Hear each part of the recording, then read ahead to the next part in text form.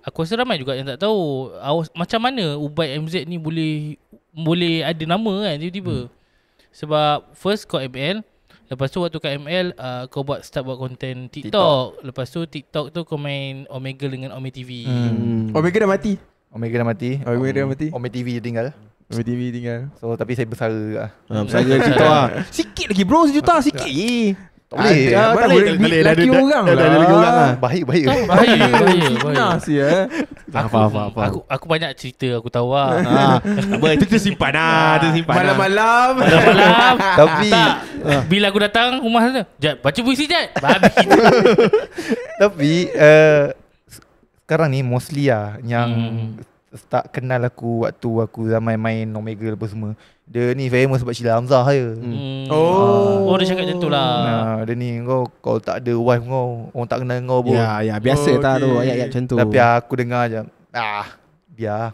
Tak. At the end of the day, aku buat income lagi banyak daripada hang. Betul. Wah. Tak betul. Kau terus menjadi realist lah kali tu. Aku tengok profile dia. Babun tu dia ni. Aku nak berkata pun tak boleh. Buat tambah dosa je. Biar aku Kutuk je. Aku fikir balik. Aku tak rupa apa semua. Aku lagi kaya dia hang kot. Itu okay, tapi apa experience cyberbullying yang kau rasa macam paling kau hajar lah, yang pernah kau kena? Cyberbully waktu aku bercinta dengan wife aku lah. Macam mana? Orang cakap, "Ui, macam mak dengan anak." Astaghfirullahaladzim. Ni apa ni macam mak dengan anak. Lepas tu tak ada taste ke Sheila Hamzah pilih budak terencat ni. Ui, budak terencat budak cringe ni. Lepas tu banyak lah. Semua kata-kata negatif semua kat aku. Dan wife aku pun dapat benda yang sama. Dia macam Syah, aku ada wife aku tunjuk DM, Syah, kenapa Ubay ni hati-hati dengan Ubay ni, banyak perempuan apa semua. Okey, sebab kau Omegle. Omegle apa semua. Lepas tu tak matang apa semua. Aku macam ikut kau lah. Yang penting aku kenal wife aku kenal aku. Tapi Syah pada masa tu ialah penyanyi kan, pada masa tu sekarang nyanyi. Artis-artis yang seangkatan dengan dia, apa persepsi dia terhadap ni? Dia orang macam dalam industri hiburan lah kan.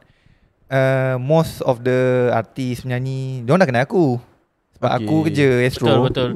Buat borak dulu sebelum. Borak dulu baru kamu. And then aku production kan. So bila jumpa macam artis lah, Syihah lah, macam-macam lah penyanyi semua macam, Akak ni. So diorang tahu Ubay ni. So bila media dah tengok yang Ubay dengan Sheila Hamzah bercinta, so yang dalam industri ni diorang macam, Ubay producer ni, Gempak. Ubay videographer ni. So diorang macam okey lah, baik orangnya. Tapi bila netizen ni diorang duk cakap, wah ini sebab duit lah. Okay. Itu banyak aku dapat. Semua benda aku beli, semua duit wife aku. Orang cakap, aku beli motor untuk wife aku. Ini untung lah wife belikan motor. Aku cakap lepas tu sedih tu, aku pakai dah lama kan. Sebelum kahwin lagi. Sebelum kena Syah lagi. Dah kena Syah. Wah, betul dah kena Syah.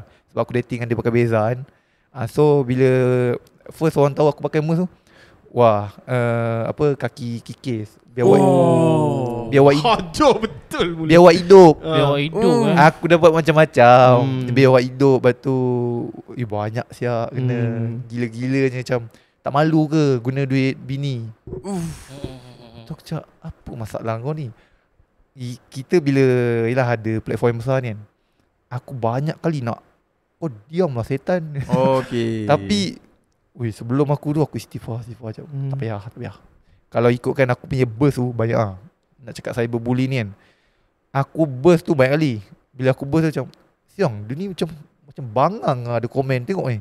Lepas tu wife aku pun dah sabar. Sebab wife aku pun pernah kena cyberbully tu, teruk gila.